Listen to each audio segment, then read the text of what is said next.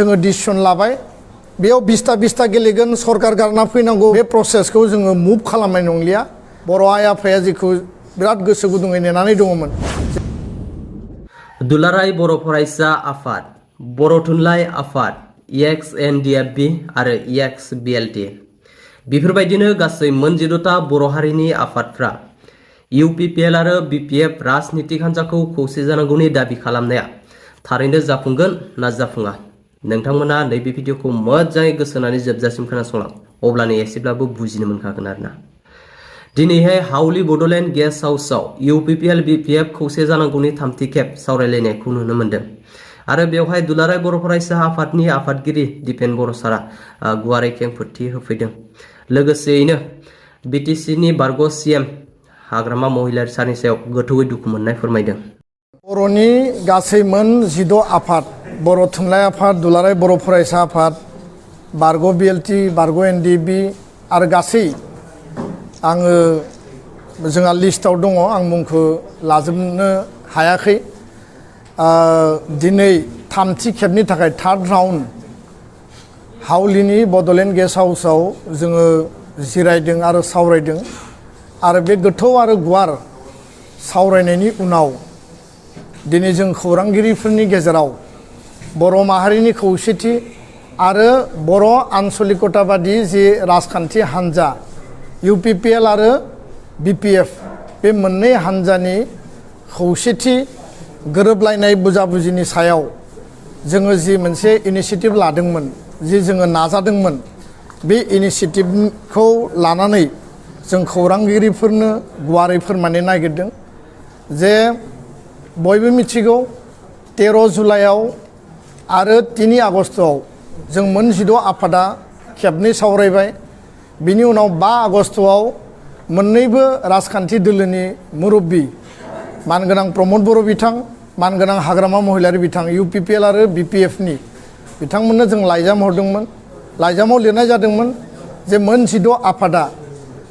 BTR केन्द्रिक बर' आन्सलिकताबादि जि दल दङ, बे मोननै दोलोनि गुबै गाहाय दैदेनगिरि बिथां सानैजों थोंजोङै मोन 16 आफादा जों रायलायनो लुबैयो आरो रायलायनायनि गुबै जाहोना जाहैबाय जे जोङो खौसेयै बा गोरोबलायनानै बुजाबुजियै जोङो आवगायलांनो हायो नामा। बर' हारिनि थामोनथा रैखाथि, जातीयताबाद आरो BTRनि जि जोंनि सेल्फ डिटारमिनेसननि जि अस्तित्व, जि खुंथाय अट'नमि मोन्दों, बेखौ जोङो जोंनि गेजेरावनो लाखिनानै इयुनाव जों बेखौ सामलायलांनो हायो नामा बा दैदेनलांनो हायो नामा, जेखौ बर' आइ आफा रायजो राजाया लुबैदों, 35 लाख BTRनि जाति जनगोष्ठीया लुबैदों। दा बे लाइजाम हरनायनि उनाव 8 आगस्तआव हाग्रामा महिलारी दोलोनि पाब्लिसिटि आरो अर्गेनाइजिं सेक्रेटारि रजनी बरज'वारी बिथाङा लाइजाम हरदों। बे लाइजामाव बिथांमोना सावरायनो थियारि होननानै बुंदों, किन्तु माला सावरायगोन, बबेयाव सावरायगोन बेखौ स्पस्तयै बुङाखै। माखासे सोंलु बिथांमोना जोंनियाव सोंदों आरो 9 आगस्तआव जोङो गासै 16 आफादनि जानानै जोङो लाइजाम हरफिनदोंमोन जे जोङो थोंजोङै हाग्रामा महिलारी बिथांजों सावरायनो लुबैयो आरो जि एजेन्डाफोरखौ बिथांमोना लाबोदों लाइजामाव, बेखौ जों टेबोलाव सावरायगोन। 10 आगस्तआव प्रमद बर' आरो उरखाव ब्रह्म, BTRनि चिफ, UPPLनि आफादगिरि आरो आसामनि मन्त्रि बिथां सानैया मोन 16 आफादजों खुला खुलियै स्पस्तयै सावरायदों आरो बिथांमोना मोनसे प्रस्ताब होनानै थांदों, हाग्रामा महिलारी बिथाङा जुदि सावरायोब्ला UPPL दोलोआ सावरायनो थाखाय रेडि आरो बे इनिसियेटिभखौ बिथांमोना वेलकाम खालामनानै गालांदों। दा फैयै फैयै 12 आगस्त बारलांबाय आरो 12 आगस्त बारलांनायनि उनाव दिनैसिम 17 तारिख हाग्रामा महिलारीनि दोलोनिफ्राय बा BPF दोलोनिफ्राय बिथांमोननिफ्राय दासिमबो फर्मेलि रावबो जोंजों फिजिकेलि डिसकासन खालामफैयाखिसै। वेरेस हाग्रामा महिलारी बिथाङा 12 आगस्तआव बरमायाव बिथाङा फोरमायदों जे एबसु आरो 16 आफादजों जोङो सावरायगोन होननानै बुंदों, किन्तु माला सावरायगोन, सोर सावरायगोन, बबेयाव सावरायगोन दासिमबो जोंनि गेजेराव जेबो कमिउनिकेसन गैया। बिसायख'थिया जिहेतु खाथि आरो बे बिसायख'थिखौ लानानै मोननै हान्जानि गेजेराव दान्थे बिदान्थेयाबो सोलिबाय आरो जोंनि बे इनिसियेटिभखौ लानानैबो दिनै गोबां दोलोनि बे दोलोफोरनि दैदेनगिरि माखासे बिबानगिरिफ्रा जोंनि बे इनिशिएटिभखौ सोरबाया थाबथा होदों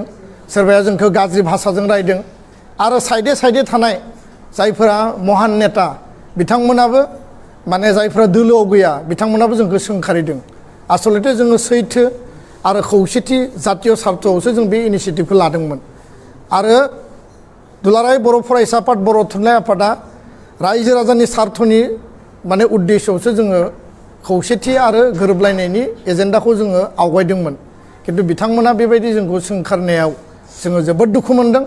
गोथौयै दुखु मोनदों जोंनियाव आघात नांदों जे जाय बिथांमोना गावबा गावनि प्लेटफर्माव थायो हारिनि खोथाखौ बिराद साननाय देखायो किन्तु बिथांमोना प्रेक्टिकेलाव खामानि मावा बबेबा खनायाव थांनानै सोंखारिनाय रायनाय आरो गाज्रि बाथ्रा बुंनायखौल' बिथांमोना गावसोरनि थांखि आरो एजेन्डा हिसाबै लानानै थानाय बै बिबानगिरि बै मावथिफोरा बे इनिशिएटिभखौ सोंखारिनाया थारैनो आनफर्चुनेट दुर्भाग्यजनक दा खोथाया जाहैबाय दिनैनि हाउसनि गेजेरजों जोङो डिसिसन लाबाय जे नैबे जि प्रसेस बे प्रसेसखौ जोङो आपातत जों बेखौ दिनै दोनथ'बाय बे प्रसेसखौ जोङो मुभ खालामनाय नंलिया कारना जाहैबाय UPPL दोलोनि आफादगिरि प्रमद बर' बिथां आरो उरखावगोरा ब्रह्म मन्त्रि बिथाङा सावरायफैबाय पजिटिभ रेसपन्स होबाय उइलिंनेस देखायबाय आरो वेलकाम खालामबाय किन्तु BPF दोलोनिफ्राय लाइजामखौल' हरबाय बिथांमोना जोंजों फिजिकेलि सावरायासै जिहेतु मोननै आफादजों मोननै दोलोजों सावरायनांगौमोन आरो जों बुङाखै जे बेयाव 20टा गेलेगोन सरकार गारना फैनांगौ बे एजेन्डाफोरा टेबोलाव फैगोन बे खोथाखौनो रायलायनो थाखाय जों लिंहरदोंमोन बे मिडियायाव बुंनाय खोथा नङामोन किन्तु दिनै बिथांमोना जि खोथाफोरखौ मिडियायाव बुंनाङा बेखौ बुंग्रोबाय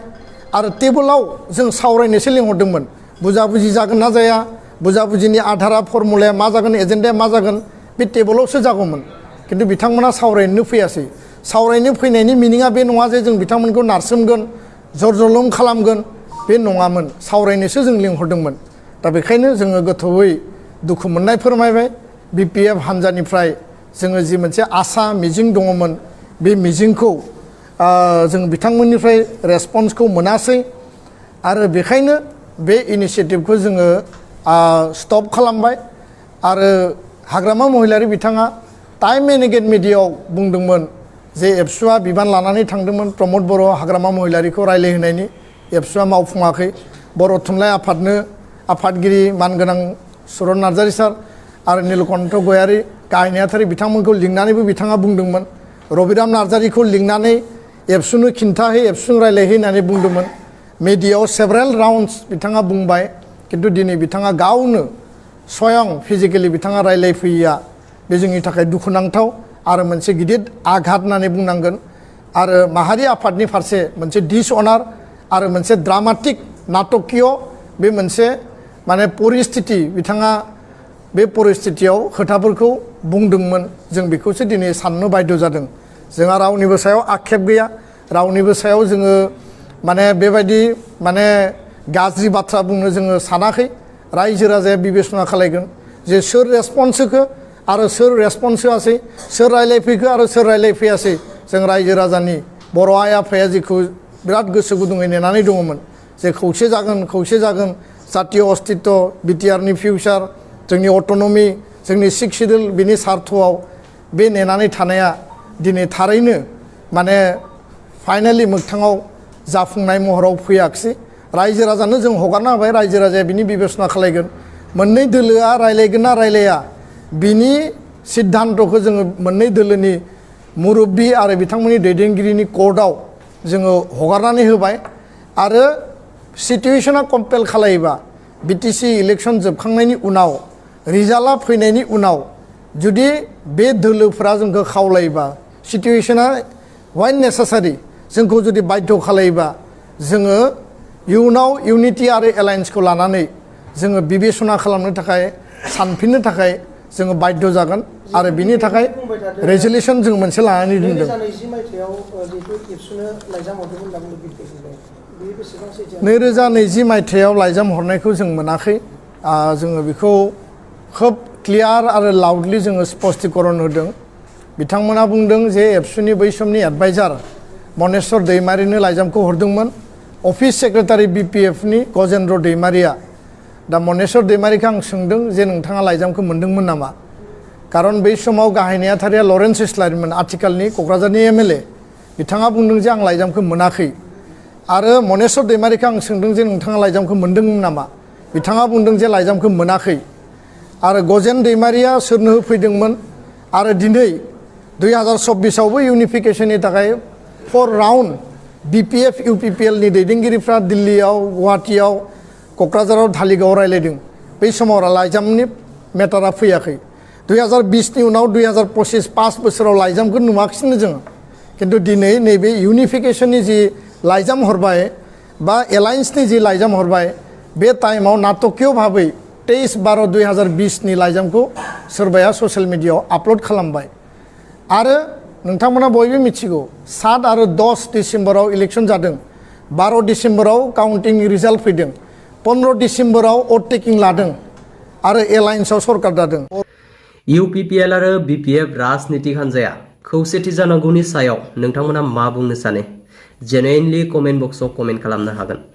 तो लोगोफोर दिनैनि गोदान मोनसे फुल आपडेट भिडिअआ बेखिनियानोसैमोन जुदि नोंथांमोना भिडिअखौ नायनानै मोजां मोनदोंबा मोनसे लाइक लोगोसे शेयार साबस्क्राइब खालामना होनो दाबाव लोगोफोर बाय